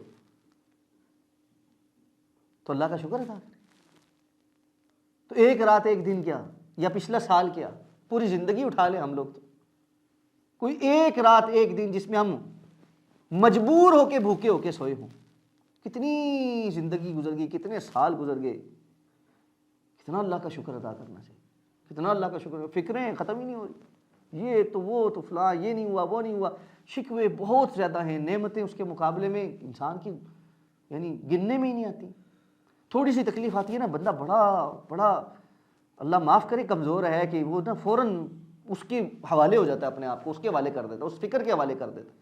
اللہ ہی سے جو ہے نا دعا مانگے کہ اللہ رب العزت ہمیں ایسی آزمائشیں نہ ڈالے کہ جس میں بندہ انہی کے حوالے ہو جائے، کہ ہم کمزور ہیں۔ لیکن یہ جو مواقع ہیں نا زندگی میں، یہ بڑا کچھ سکھاتے ہیں، اور اللہ کی توفیق سے اگر کوئی مشکل وقت آیا ہے نا، اور اس میں اللہ کا ذکر کرنے اور اللہ کے ساتھ تعلق مضبوط کرنے کا موقع مل گیا ہے، اور ایمان پر اور جو ہے نا اور ثابت قدمی مل گئی ہے نا، تو اللہ کا کروڑ ہا شکر لانے کے موقع، کہ اصل میں وہ بلیسنگ شاید اگر رسی ڈھیلی ہی رہتی تو پتہ نہیں کہاں پہنچتی اور کسی اور ہی طرف بہہ جاتے۔ تو اس لیے تقدیر پر ایمان اللہ رب العزت نے ایسا تحفہ دیا ہے ایک مومن کو، جس کی وجہ سے وہ دنیا کی زندگی کی تمام مشکلوں سے ایک آسانی کے ساتھ گزر جاتا۔ تو اس تقدیر پر ایمان مضبوط کیجیے، اللہ رب العزت کے فیصلوں پر راضی رہنا سیکھیے، اور جو اس نے مطالبہ کیا ہے بس وہ بجا لائیں، نتیجے اللہ پر چھوڑ دیں۔ اور یہی وجہ ہے اللہ کے رسول صلی اللہ علیہ وسلم نے ایک اور بات بھی کی کہ انسان پورے طریقے سے چیزوں کو انالیسس کرنے کے بعد، مشورہ کرنے کے بعد، بھرپور محنت کرنے کے بعد نتیجہ اللہ پر چھوڑ دے۔ آپ نے فرمایا پھر یہ نہ کہے کاش میں یہ کرتا تو یہ ہو جاتا، کاش میں یہ کرتا تو یہ ہو جاتا، فَإِنَّ لَوْ تَفْتَحُ عَمَلَ الشَّيْطَانِ، اس لیے کہ یہ لو ہے نا، کاش ہے، یہ شیطان کا راستہ کھول دیتا ہے، یہ انسان کو مایوس کرنے لگ جاتا ہے، اوہ میں نے یہ نہ کیا ہوتا نا تو بڑا ٹھیک ہو جاتا، کاش یہ نہ کیا ہوتا نا۔ کتنے لوگ ہیں نا، آپ ان کو بیٹھیں گے یار فلاں جگہ پلاٹ تھا نا، بڑے غلط ٹائم پہ بیچ دیا، کاش نہ بیچا ہوتا نا تو آج بڑا مہنگا تھا۔ اور بھائی آپ کے نصیب میں نہیں تھا، جس کے نصیب میں تھا اس نے مہنگا بیچ لیا ہے، آپ پریشان نہ ہو، سچ بات ہے۔ اس لیے پریشان نہ ہو اس طرح کے معاملات میں کہ کاش یہ ہو جاتا، کاش۔ ہاں بے وقوفی بھی نہ کریں، مشورے کریں، سمجھیں، چیزوں کو انالائز کریں، انالائز کرنے کے بعد جو فیصلہ سمجھ آتا ہے اس پہ عمل کر کے اللہ کے فیصلے پر راضی ہو جائیں، آگے چلیں زندگی میں۔ یہ آگے بڑھنے کا نام ہے، رکنے سے، کھڑے ہونے سے، پیٹنے سے کچھ نہیں ہوگا۔ آخری بات کر کے اپنی بات ختم کرتے ہیں، نماز پڑھتے ہیں۔ اس موضوع سے متعلقہ ایک بڑی اہم چیز یہ ہے کہ اپنے حال میں جینا سیکھیں، حال میں جینا سیکھیں۔ یہ حال میں جینا کیا ہوتا ہے؟ میں ابھی یہاں ہوں، یہ میرا حال ہے، اس وقت میں کیا کر رہا ہوں یہ میرا ڈیسیژن ہے، اور اس وقت کو میں کیسے گزارتا ہوں یہ میرا فیصلہ ہے۔ یہ ابھی حال ہے، یہ ابھی گزر گیا جو وقت نا، پچھلا 1 گھنٹہ میرا ماضی بن گیا ہے، آنے والا 1 گھنٹہ میرا مستقبل ہے۔ اسی طرح یہ گھنٹے مل کر میرے دن بنتے ہیں. ایک دن گزر گیا ہے، ایک دن آنے والا ہے، ایک دن گزر گیا ہے، ایک دن آنے والا ہے. یہ آج کا دن ہے. ہم کرتے کیا ہیں؟ سارا ٹائم ماضی اور مستقبل کے درمیان جو ہے نا پینڈولم ہے. بس یہاں ٹکتے ہی نہیں. بڑا اچھا وقت تھا جی، واہ جی واہ، بڑا مزہ ہوتا تھا، سب کچھ یہ اچھا پھر کیا ہوا؟ او جی بس کالج میں یونیورسٹی میں بڑی عیشی کرتے، دوست بڑے تھے، یہ تھا وہ تھا. اب شادی ہو گئی جی، سب کچھ رہ گیا. بس جی اب تو یہ، اور بھائی اس کو ٹھیک کر لو تو او نہیں نہیں نہیں، یہاں 100 قسم کے شکوے، 100 باتیں. بس وہ ماضی کی ایک جو ہے نا وہ نہیں ختم ہوتی. اچھا جب وہ نہیں ختم ہونی تو اس کے نتیجے میں مستقبل کے اندیشے. آپ ابھی جو حال ہے جب اس کو بدنما ماضی بنا رہے ہیں تو مستقبل ہمیشہ خوف والا ہوگا. اگر آپ اپنے ابھی کے حال کو اچھا ماضی بنا رہے ہیں تو مستقبل پر امید ہوگا. لیکن یہ آج حال میں ہے نا، اب وہ جناب ختم ہی نہیں ہوتا. میری ساس نے میرے ساتھ فلاں وقت ایسا کیا، میرے سسر نے میرے ساتھ فلاں وقت ایسے کیا، نندوں نے یہ کیا، باوجوں نے یہ کیا. سارا ٹائم یہی چل رہا ہے زندگی میں. او ہو گیا، ابھی کیا کر رہے؟ نہیں، بس وہ زندگی پوری قبر تک، آخر تک یہی بات چلتی رہتی. تو نتیجہ یہ ہے آئندہ آنے والے مستقبل میں جو رشتہ پاس آتا ہے وہ اس پہ سے بھروسہ ہی اٹھا ہوا، وہ برا ہی لگ رہا ہوتا ہے. وہ پہلے سے ہی اس کے لیے فیصلہ ہوا ہوتا ہے کہ نہیں یہ ٹھیک ہی نہیں ہوگا. تو یہ مومن جو ہے نا، مومن وہ روزانہ کی، میں یہ سمجھتا ہوں واللہ والا، مجھے نہیں پتا کہ یہ بات صحیح ہے نہیں ہے، لیکن مومن جو ہے نا وہ روز کے روز کی زندگی جیتا ہے. روز کے روز کی. صبح آپ اٹھیں، اپنے اللہ کو یاد کرنے کے بعد دن کا آغاز کریں. گھر سے نکلتے ہوئے جو دعا اللہ کے رسول نے بتائی ہے نا، وہ آتی ہے وہ دعا کسی کو، اللہم انی اعوذ بک ان اذل او اذل او اظلم او اضل او اضل او اظلم او اظلم او اجہل او یجہل علی. اس دعا کی گہرائی کو سمجھا آپ نے؟ یا اللہ نہ کوئی میرے ساتھ جو ہے نا گمراہی والا کام کرے، نہ میں کسی کو گمراہ کرنے کا سبب بنوں. نہ کوئی مجھ پہ ظلم کرے، نہ میں کسی پر ظلم کرنے کا سبب ہوں. نہ کوئی میرے ساتھ جہالت برتے، نہ میں کسی کے ساتھ جہالت برتوں. کتنی اہم دعا ہے. یعنی میں اپنی نیت بڑی صاف ستھری کر کے گھر سے نکل رہا ہوں. محنت کے ساتھ کام کریں پورا دن. اللہ رب العزت آپ کو عافیت میں رکھے، نمازیں پڑھنے کا موقع مل جائے، خیر کے کام کرنے کا موقع مل جائے، رزق حلال مل جائے، اور آپ شام کو عافیت کے ساتھ گھر آئیں، آپ کے گھر والے بھی عافیت میں ہوں، اولاد بھی عافیت میں ہو، سب کچھ کھانے پینے کو مل رہا ہو. آپ نے اپنی زندگی کا ایک دن اور اللہ کی اطاعت فرما برداری میں اپنے گھر والوں کے ساتھ عافیت میں کھا پی کے سب کچھ کر کے گزار دیا ہے. رات سوتے وقت اپنے دل کو ہر کسی کے لیے صاف کر کے سوئیں کہ یہ دن اللہ کی توفیق سے ٹھیک گزر گیا، آنے والا بھی انشاءاللہ ٹھیک گزرے. اس کے لیے اللہ سے دعا کر کے سو جائیں. اللہم اسلمت نفسی الیک وفوضت امری الیک والجأت ظہری الیک رغبۃ ورہبۃ الیک لا ملجا ولا منجا منک الا الیک آمنت بکتابک الذی انزلت وبنبیک الذی ارسلت. صبح والی دعا اور رات والی دعا کی طرح آپس میں دیکھیں نا کہ کیا جو ہے نا، یعنی ان کی کڑیاں کیا ملتی ہیں، تو پھر سمجھ آئے گی کہ بندہ کیسے روز کے روز زندگی جیتا ہے. اتنی صاف ستھری سکون والی زندگی ہے. آپ یہ کام کریں، جہاں ہرڈل آ جائے پھر اللہ کے سامنے کھڑے ہو جائیں. جہاں مسئلہ آ جائے اللہ کے سامنے کھڑے ہو جائیں. دعائیں مانگیں. پریشان ہیں ٹھیک ہے، اللہ سے دعا مانگیں. دکھائیں ہیں اللہ کے رسول سے، طریقے اختیار کریں جو اللہ نے بتائے ہیں. بات ختم ہو جائے گی. اس کے بعد بھی کچھ نتیجہ نہیں نکل رہا تو اللہ کی کوئی اس میں زیادہ بڑی حکمت ہوگی، یا آخرت میں کوئی بڑا اجر ملنا پہ ہوگا. مطمئن رہیں لیکن کہ جو ہوگا وہ صرف اس دنیا کی حد تک ہی محدود ہے، اس سے باہر نہیں ابھی جا رہا. باقی مجھے اللہ کو راضی کر کے جانا ہے، آخرت میں اصل ثواب لینا ہے. اللہم لا عیش الا عیش الآخرہ. آپ خندق کھود رہے ہیں، پیٹ پہ 2 پتھر باندھے ہوئے ہیں، اور ساتھ یہ کہہ رہے ہیں یا اللہ کوئی عیش نہیں ہے سوائے آخرت کی عیش کی. کوئی عیش نہیں ہے سوائے آخرت کی عیش کی. یہ کانسیپٹ ہے نا دے دیا کہ ایسے حالات بھی آ جائیں گے، لیکن یہ نہیں کہ اللہ سے دعا مانگی یا اللہ بس تو فوری طور پہ اس کو ختم کر اور ہماری یہ مصیبت ختم ہو جائے، اور جو ہے نا بس ہم عیش میں آ جائیں، مدینے کی ریاست بہت امیر ہو جائے، ہاں انفراسٹرکچر بن جائے، فلاں ہو جائے، یہ ہو جائے وہ ہو جائے. یہ تو نہیں دعا مانگی اللہ کے رسول. یہ کانسیپٹ دیا ہے اللہ آخرت کا. اصل یہ امتحان ہم دے رہے ہیں، آخرت میں اس کا اجر چاہیے. اس لیے اس تصور کے ساتھ روز کے روز بہترین زندگی اٹھ کے جئیں، مطمئن زندگی جئیں، خیر پھیلائیں. کوئی نقصان کر بھی دے تو اس کے ساتھ بھی خیر ہی کریں، نقصان کرنے کا نہ سوچیں. اللہ رب العزت دیکھیں کہ زندگی کتنی آسان بھی کر دیں گے اور کتنی رنگ بھی لگا دیں. اللہ ہمیں اس کی توفیق عطا فرما دے.